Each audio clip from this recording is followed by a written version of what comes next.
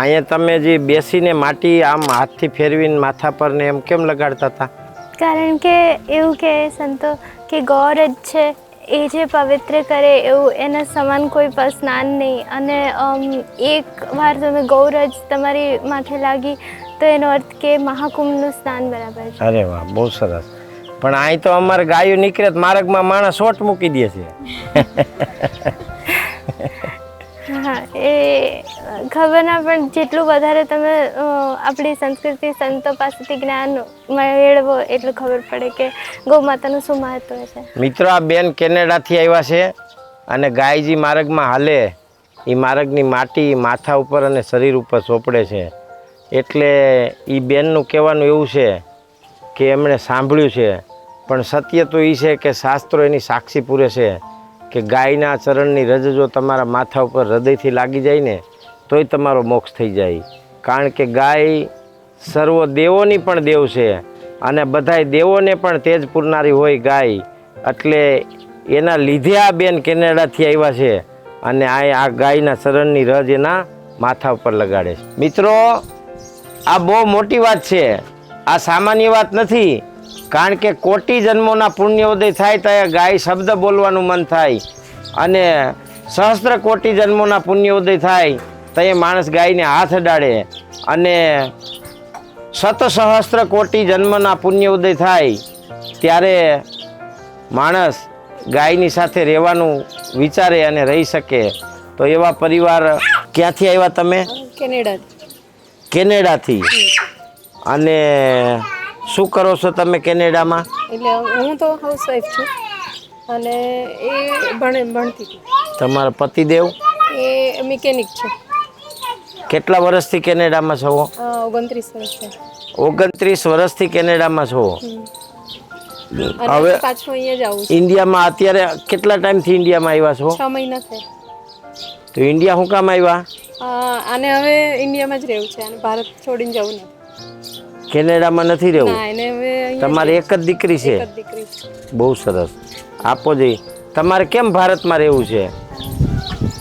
અમારે ભગવાનની ભજન અને ગૌ માતા અહીંયા જ છે. આયુર્વેદ, સંસ્કૃત બધું અહીંયા જ છે એટલે શીખવું છે. કેનેડામાં નથી? શું ભણો છો તમે? સંસ્કૃત. એટલે સંસ્કૃત સ્ટાર્ટિંગ કર્યું છે. ઇંગ્લિશ ત્યાં કરતી હતી પણ પછી BA છોડી દીધું અને અહીંયા સંસ્કૃત કરું છું. સંસ્કૃત, અષ્ટાધ્યાય સંસ્કૃત. ક્યાં ભણો છો અષ્ટાધ્યાય? ઓનલાઈન એટલે બહુ સ્ટાર્ટિંગ. સરસ. પછી તમે અષ્ટાધ્યાય ભણીને શું કરશો? સાહિત્ય, આયુર્વેદ સાહિત્ય એટલે નોલેજ માટે કરું છે અને પછી ગૌ માતાની સેવા કરવી છે એટલે ભજન કરવું છે, શાસ્ત્રનું વાંચન કરવું. અને લગ્ન નથી કરવું? હે, એવું થોડું હાલે. ભગવાને સ્વયં સંસાર કર્યો છે તો માણસે તો કરવો જોઈએ. કૃષ્ણ ભગવાને ક્યાંય સંન્યાસની વ્યાખ્યા નથી કરી, વાનપ્રસ્થની વ્યાખ્યા કરી છે. હે, અને જો ભગવાનના ભક્ત હોય, પરમ ભક્ત હોય તો ભગવાનનું કહેવું અને ભગવાનનું કરેલું એ કહેલું સંપૂર્ણપણે માનવું જોઈએ આપણે. હે, અને આ ગાય સાથે રહેવાનું મન કેમ થયું તમને?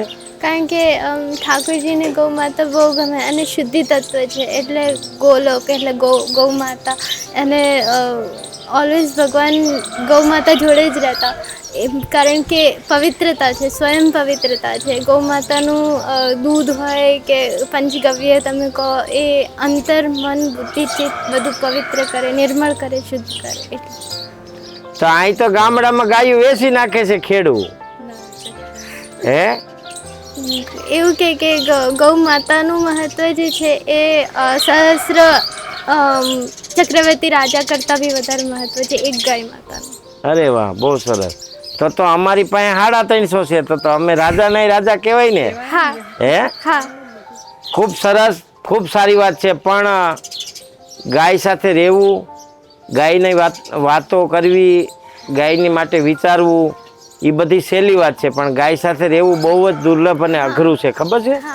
હે, ગાય આપણને લગાડે, પછાડે, આપણી ઉપર ગોબર કરે, ગૌમૂત્ર કરે, દૂધ કાઢવા ન દે, આપણને મારવા ધોડે, આવા પ્રસંગો બને તો તમે શું કરો?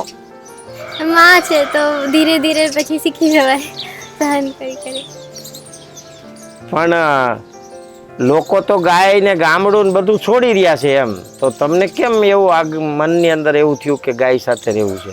કારણ કે સત્ય એ જ છે અને દુનિયા ચેન્જ થઈ શકે પણ જે સત્ય છે એ સંતો કથા ભગવાનની પાસેથી નોલેજ મળે, ખબર પડે એટલે ખબર પડે કે હા આ જ સાચું છે. તમે શું વધારે વાંચો છો? શાસ્ત્રો, ગીતાજી, ભાગવતજી, વધારે કથા સાંભળો છો કથા, વાંચતા નથી? હા, વાંચન થોડુંક થાય પણ વધારે સાંભળું છું કથા. કોની કથા વધારે ગમે તમને? રાજેન્દ્ર દાસજી મહારાજ. બહુ સરસ, અભિનંદન. મિત્રો, આપણા બાળકોમાં ક્યાંક ને ક્યાંક સંસ્કાર આપણા લોહીમાં, આપણા ડીએનએમાં પડેલા હોય છે, પણ આજની નિશાળ્યું કે જેની અંદર માત્ર ને માત્ર ઇંગ્લિશને જ પ્રાધાન્ય આપવામાં આવે છે, આપણી સંસ્કાર અને સંસ્કૃતિને જો સાથે રાખવામાં આવે તો ભારત એટલો બધો દુર્લભ દેશ બની જાય. કારણ કે આઈટી અને સનાતન સંસ્કૃતિ બેનો સમન્વય થાય તો આખી દુનિયાને તૃપ્ત કરે, આખી દુનિયાને સંતુષ્ટ કરે એવો જ્ઞાન ઉત્પન્ન થાય આપણી સનાતન સંસ્કૃતિમાંથી. એનું આ જીવતું જાગતું ઉદાહરણ છે. શું નામ છે તમારું? નેહાબેન. હવે કેનેડા નથી જવું, ફાઇનલ છે ને?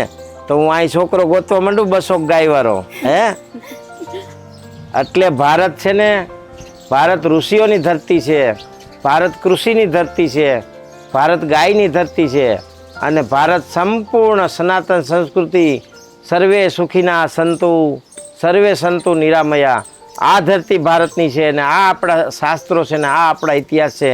મિત્રો, આવા પરિવારને વધાવીએ, વંદન કરીએ અને મોટિવેટ કરીએ અને આવા પરિવારમાંથી ખાસ કરીને આપણે પ્રેરણા લેવી જોઈએ કે જે કેનેડા જેવા શહેરો, કેનેડા જેવા દેશોને છોડી અને ગાય ગામડું ને ખેતીમાં આવતા હોય તો એ આપણા બધાય માટે પ્રેરણારૂપ હોય. જે આપણે ગામડાના પરિવાર ગાયને છોડીને જતા હોય ત્યાં આવા કેસ, આવા પરિવાર જે આપણી સામે આવે તો આખા સમાજ માટે પ્રેરણારૂપ છે. માટે જય ગો માતા, વંદે ગો માતરમ.